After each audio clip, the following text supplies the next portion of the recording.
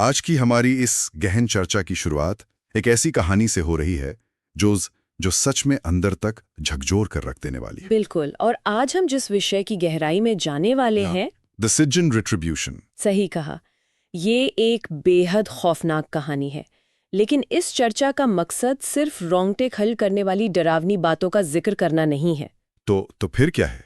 हमें उस अंधेरे को समझना है जो इस कहानी के मूल में बसा है, काले जादू और पीढ़ियों तक चलने वाले आघात, जिसे हम जेनरेशनल ट्रॉमा कहते हैं, उसके बारे में बात करनी है। बिल्कुल। और बदले के उस भयानक चक्र का विश्लेषण करना है जो एक पूरे परिवार को दीमक की तरह खा जाता है। और ये समझना भी जरूरी है कि ये कहानी सिर्फ भूतों या आत्माओं के बारे में नहीं है। तो ये किस बारे में है? ये इंसानी नफरत और ईर्ष्या की उस गहराई को दिखाती है जहां इंसान और एक खूंखार दानव के बीच का हर फर्क मिट जाता है। ये एक बहुत ही अहम बिंदु है। जब हम इस तरह की कहानियों का अध्ययन करते हैं तो असली डर किसी आत्मा या भूत का नहीं होता, बल्कि इस बात का होता है कि एक इंसान दूसरे इंसान के साथ क्या कर सकता है ना? बिल्कुल सही कहा। जब नफरत पीढ़ियों तक सफर करती है तो वो एक जहर बन जाती है। वो केवल एक व्यक्ति को खत्म नहीं करती, बल्कि उसके आसपास की पूरी दुनिया को अपनी चपेट में ले लेती है। और आज हम जिन घटनाओं पर बात करने वाले हैं वे मनोवैज्ञानिक और अलौकिक दोनों ही स्तरों पर सोचने के लिए मजबूर कर देती हैं। ठीक है, तो आइए इसे विस्तार से समझते हैं। इस खौफनाक दास्तान की शुरुआत यूली नाम की बहुत ही छोटी और एकदम मासूम बच्ची से होती है। हाँ, वो शुरुआती दृश्य। अगर उस दृश्य की कल्पना की जाए, रात का समय है, एक आम परिवार की तरह यूली अपने माता पिता के साथ रात का खाना खा रही है।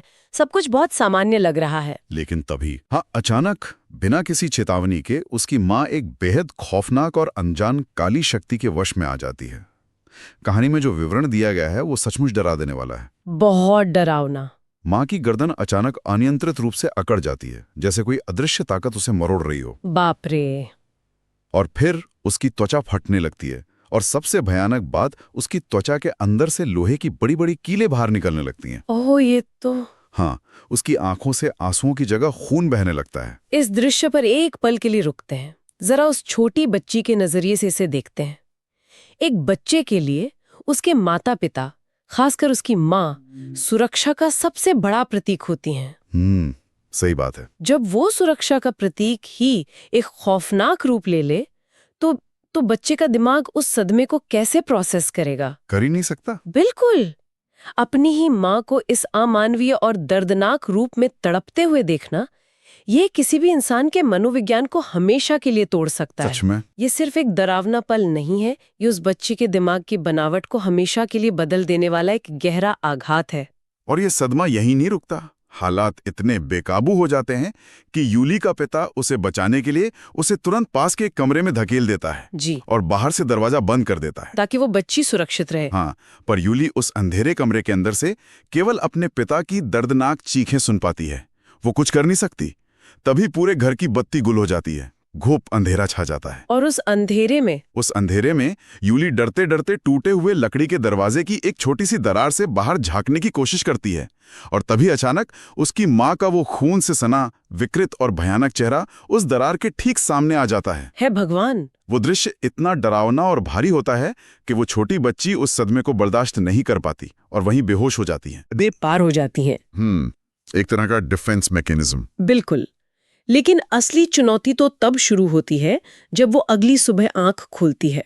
पुलिस आती है, यूली को बचाती है, लेकिन उसे बताया जाता है कि उस खौफनाक रात में उसके माता पिता दोनों की मौत हो चुकी है। रातों रात अनाथ हो गई वो। हाँ, उसका पूरा संसार उजड़ चुका है।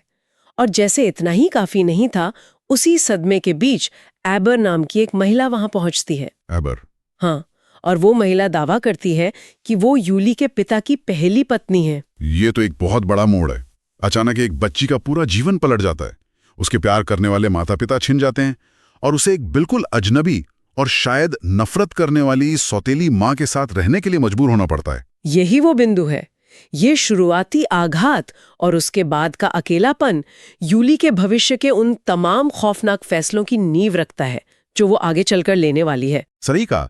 जब किसी बच्चे को इस तरह के आघात के बाद प्यार और सुरक्षा नहीं मिलती तो वो आघात एक गहरे गुस्से और प्रतिशोध में बदल सकता है, और यही हमें कहानी के अगले पड़ाव पर ले जाता है। जहां से कहानी पूरे 20 साल आगे छलांग लगाती है।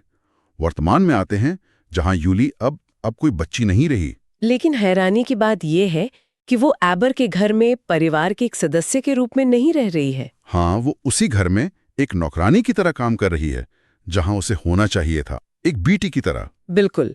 एबर अब बूढ़ी हो चुकी है और पूरी तरह से व्हीलचेयर तक सीमित है। उस बड़े से घर का सारा कामकाज और फैसले अब एबर की बेटी लारस संभालती है। लारस शादीशुदा है और उसके 2 बच्चे हैं, एक बड़ी बेटी जिसका नाम टीका है और एक छोटा बेटा। घर का माहौल हमेशा तनावपूर्ण रहता है और इसी बीच कहानी में एक बहुत ही महत्वपूर्ण अवधारणा सामने आती है।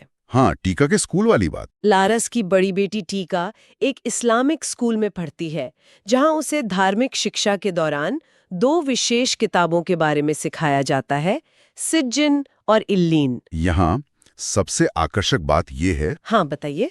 सिज्जिन का ये संदर्भ कोई मामूली बात नहीं है।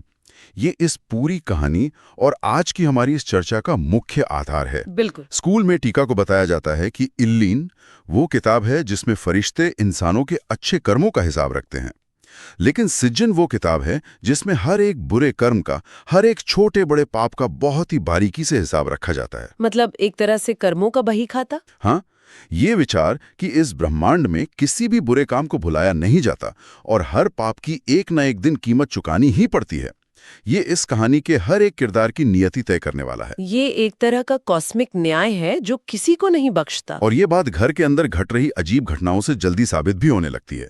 घर का माहौल वैसे भी बहुत घुटन भरा है। वो ओइजा बोर्ड वाली घटना। हाँ, लारस का छोटा बेटा अक्सर एबर के कमरे में ओइजा बोर्ड से खेलता रहता है, वही बोर्ड जो आत्माओं से बात करने का एक माध्यम माना जाता है। एक दिन यूली उसे ऐसा करने से रोकने की कोशिश करती है। इसी बातचीत के दौरान यूली बातों बातों में अपनी एक बरसों पुरानी दबी हुई इच्छा जाहिर कर देती है कि काश वो भी अपने मृत माता पिता से बात कर पाती। यूली की ये बात बाहर से बहुत मासूम लग सकती है, लेकिन उस घर की दीवारों के अंदर ये एक बम की तरह काम करती है। कैसे? व्हीलचेयर पर बैठी बूढ़ी एबर ये सुनते ही भयानक गुस्से में आ जाती है। उसका गुस्सा इतना तीव्र होता है कि वो अपनी व्हीलचेयर से अपने पैरों पर खड़ी हो जाती है, बिना सहारे के। हाँ, यूली को बुरी तरह झकझोरती है और एक ऐसा भयानक सच उगलती है जो यूली के पैरों तले जमीन खिसका देता है। एबर चीखते हुए कहती है कि यूली के माता पिता के साथ जो भी हुआ वे उसी के हकदार थे। बाप रे। उसने कहा कि उन्हें उनके कर्मों की सजा मिली। ये एक ऐसा पल है जो यूली के बरसों के घावों को फिर से हरा कर देता है। ये एक ऐसा क्षण है जहां 20 सालों से दबा हुआ एक गंदा राज बाहर आने की कोशिश कर रहा है, लेकिन इससे पहले कि एबर कोई और खुलासा कर पाती, अचानक उसकी हालत बेहद खराब हो जाती है। कुछ अजीब होने लगता है उसके साथ। उसके शरीर के अंदर कुछ टूटने लगता है और उसके मुंह से खून का एक तेज फव्वारा फूट पड़ता है। वो खून सीधे यूली के चेहरे पर जाकर गिरता है। एबर जमीन पर गिर जाती है और वहीं तड़प तड़प कर बहुत ही भयानक तरीके से दम तोड़ देती है। एबर की मौत ये किसी आम बीमारी या हार्ट अटैक जैसी नहीं लगती। इसके पीछे कुछ बहुत ही गहरा और काला रहस्य है। लेकिन एबर की मौत के बाद भी यूली की जिंदगी में कोई शांति नहीं आती। अपमान का जो सिलसिला उसके बचपन से शुरू हुआ था, वो अब अपनी सारी हदें पार कर जाता है। अंतिम संस्कार के दौरान जो हुआ। हाँ, एबर के अंतिम संस्कार के दौरान यूली को एक भयानक मतिभ्रम होता है। उसे लगता है कि कफन में लिपटी उसकी सौतेली माँ का चेहरा अचानक अपनी आंखें खोल रहा है। ये मतिभ्रम उसके अंदर चल रहे गहरे मानसिक तनाव और डर को दर्शाता है। बिल्कुल, वो डर के मारे जोर से चीख पड़ती है, लेकिन लारस, जो वैसे भी यूली को पसंद नहीं करती, अपनी माँ के अंतिम संस्कार में इस तरह का हंगामा बर्दाश्त नहीं कर पाती। वो बिना कुछ सोचे समझे सबके सामने यूली को एक जोरदार थप्पड़ जड़ देती है।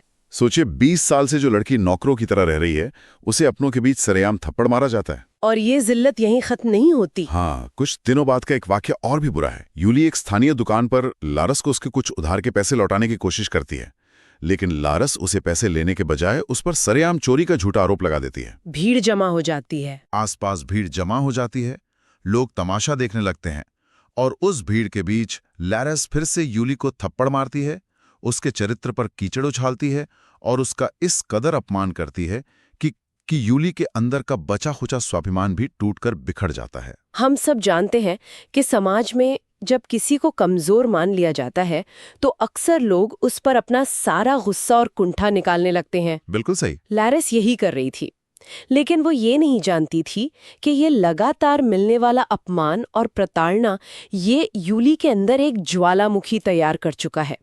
20 सालों की गुलामी, माता पिता की दर्दनाक मौत का ताना और फिर सरेआम ये बेइज्जती, ये सब मिलकर यूली के अंदर की उस इंसानियत को पूरी तरह खत्म कर देते हैं जो शायद किसी कोने में अब तक जिंदा थी। बिल्कुल। यहाँ कहानी वाकई बहुत दिलचस्प हो जाती है क्योंकि अपमान से पूरी तरह टूट चुकी और नफरत से भर चुकी यूली अब एक ऐसा कदम उठाती है जिससे वापसी का कोई भी रास्ता नहीं बचता। वो तांत्रिक के पास जाती है। हाँ, वो अपने एक सहकर्मी यानो नाम के व्यक्ति के साथ एक बेहद रहस्यमयी और एकांत में रहने वाले तांत्रिक यानी शमन के पास जाती है।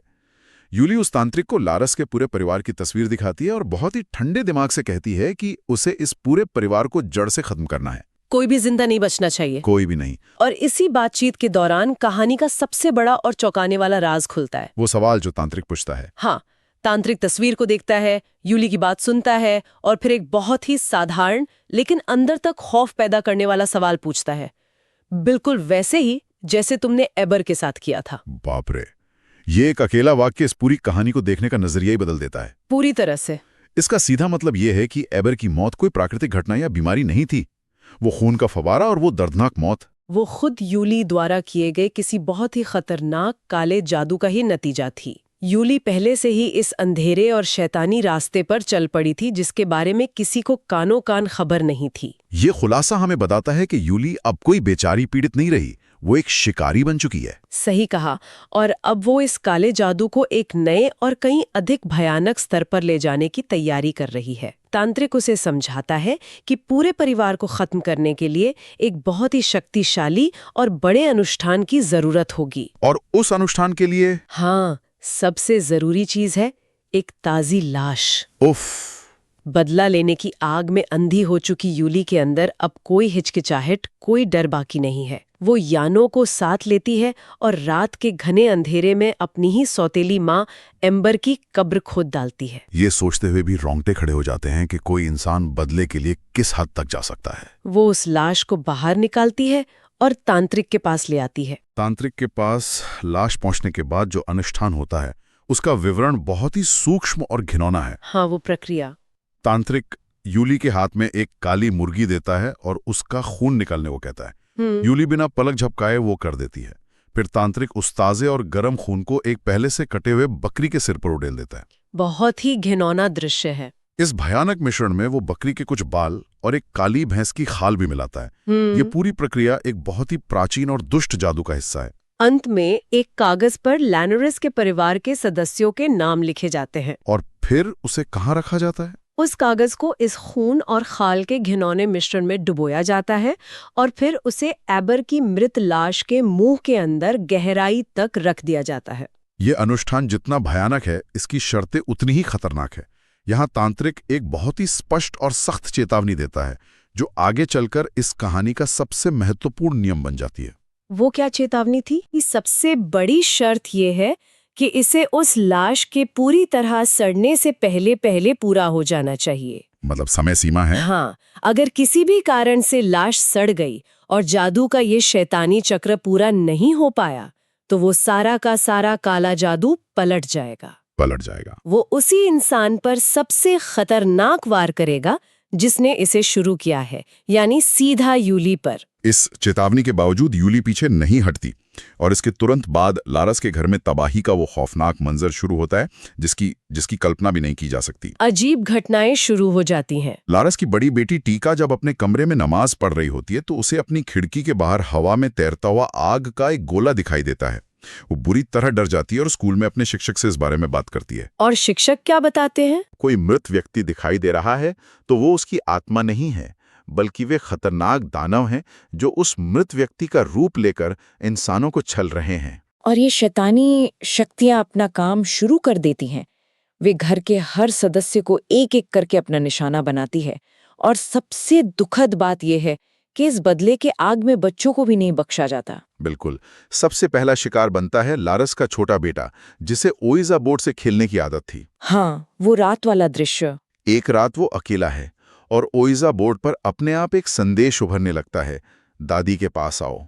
ये दृश्य बेहद दर्दनाक और विचलित करने वाला है। अचानक उस बच्चे के कान में एक कीड़ा घुस जाता है। बाप रे। वो कीड़ा उसके दिमाग को कुतरने लगता है। बच्चा दर्द से इस कदर तड़पता है कि अपनी ही दादी की आत्मा के भ्रम में आकर ओइजा बोर्ड पर अपना सिर पटक पटक कर लहूलुहान कर लेता है दर्द बर्दाश्त से बाहर हो जाता है। और अंततः वासी पड़े शीशे के एक टूटे हुए टुकड़े से वो अपना ही गला काटकर अपनी जान दे देता है। ये दृश्य सोचने भर से ही दिल दहला देता है। एक मासूम बच्चे की इतनी क्रूर हत्या। इसके बाद यूली का अगला निशाना बनता है लारस का पति। यूली पहले तो उसे फंसाने और बहकाने की कोशिश करती है ताकि वो लारस को छोड़ दे और परिवार टूट जाए, लेकिन पति उसे ठुकरा देता है। हाँ, और एक बार फिर उसके चरित्र को लेकर उसका घोर अपमान करता है। ये अपमान यूली के बर्दाश्त के बाहर होता है और वो अपना आपा खोकर उस पर भी काले जादू का अनुष्ठान सक्रिय कर देती है। पति की मौत का जो दृश्य है वो शारीरिक पीड़ा की सारी हदें पार कर देता है। काले जादू की उस भयानक प्रभाव से अचानक पति की आंख में एक अजीब सा कीड़ा घुस जाता है। आंख के अंदर? हाँ, वो कीड़ा उसकी आंख की त्वचा के ठीक नीचे रेंग रहा है, जिसे देखा जा सकता है। पति दहशत और दर्द में पागल हो जाता है। उस कीड़े को निकालने की हताश कोशिश में वो गलती से अपनी ही आंख बाहर निकाल बैठता है। हे भगवान! उसी असहनीय दर्द और दहशत के बीच उसे अचानक अपने सामने एबर की भयानक और सड़ी हुई आकृति दिखाई देती है। वो खौफ के मारे पीछे की तरफ भागता है, उसका पैर फिसलता है और वो जमीन पर इतनी जोर से गिरता है कि उसका सिर फट जाता है और उसकी वहीं दर्दनाक मौत हो जाती है। इस बिंदु तक आते आते ये साफ हो जाता है कि यूली का ये काला जादू अब पूरी तरह से नियंत्रण से बाहर हो चुका है। उसका सहकर्मी यानो, जिसने रात के अंधेरे में लाश खोदने में उसकी मदद की थी, वो डर जाता है। हाँ, इन सब मौतों को देखकर अंदर तक दहल जाता है। उसे समझ आ जाता है कि उसने कितनी बड़ी गलती कर दी है। वह यूली का साथ छोड़ने और इस सबसे पीछे हटने की कोशिश करता है, लेकिन यूली अब किसी को भी अपने रास्ते का कांटा नहीं बनने देना चाहती। जो उसके साथ नहीं है वो उसका दुश्मन है। वह यानो पर भी वही काला जादू कर देती है। यानो अपनी जान बचाने के लिए अपनी दुकान से भागने की कोशिश करता है, लेकिन जादू के प्रभाव से दुकान का भारी शटर अचानक से नीचे गिरता है और यानो का सिर उस शटर के नीचे बुरी तरह कुचल जाता है। यहाँ हम देखते हैं कि यूली के अंदर का इंसान पूरी तरह मर चुका है। वो अब केवल न्याय या अपने साथ हुए अन्याय के बदले की तलाश में नहीं है। वो एक ऐसी हत्यारी बन चुकी है जिसे किसी से कोई सहानुभूति नहीं है, चाहे वो एक छोटा बच्चा हो या उसका अपना साथी। बिल्कुल। जो भी उसके रास्ते में आता है वो उसे बिना सोचे समझे खत्म कर रही है। और फिर आता है इस पूरी खौफनाक दास्तान का सबसे बड़ा और अंतिम टकराव। यूली अपना आखिरी और सबसे बड़ा निशाना चुनती है, लारस को। यूली का काला जादू पूरी ताकत से लारस को अपनी चपेट में ले लेता है और लारस एक इंसान से एक भयानक दानव के रूप में बदल जाती है। इसी बीच घर में मची इस भारी उथल-पुथल और खौफ के दौरान टीका अंधेरे में यूली का पीछा करती है और आखिरकार उसे रंगे हाथों पकड़ लेती है। क्या देखती है वो? टीका अपनी ही दादी की सड़ी हुई लाश और यूली को वो खौफनाक काला जादू करते हुए अपनी आंखों से देख लेती है। यह वह पल है जहाँ हर नकाब उतर जाता है और सारी सच्चाई सामने आ जाती है। टीका के सामने पकड़े जाने पर यूली कोई बहाना नहीं बनाती, नहीं छिपने की कोशिश करती है। तो इस सब का क्या मतलब है? जब टीका यूली को पकड़ लेती है तो यूली का तर्क क्या होता है? यूली कोई पछतावा या दुख नहीं दिखाती। इसके बजाय वो अपने उन तमाम खौफनाक कामों को सही ठहराने की कोशिश करती है। वो कैसे? वह टीका से कहती है कि इस पूरे खूनी खेल की शुरुआत उसने नहीं बल्कि एबर ने की थी।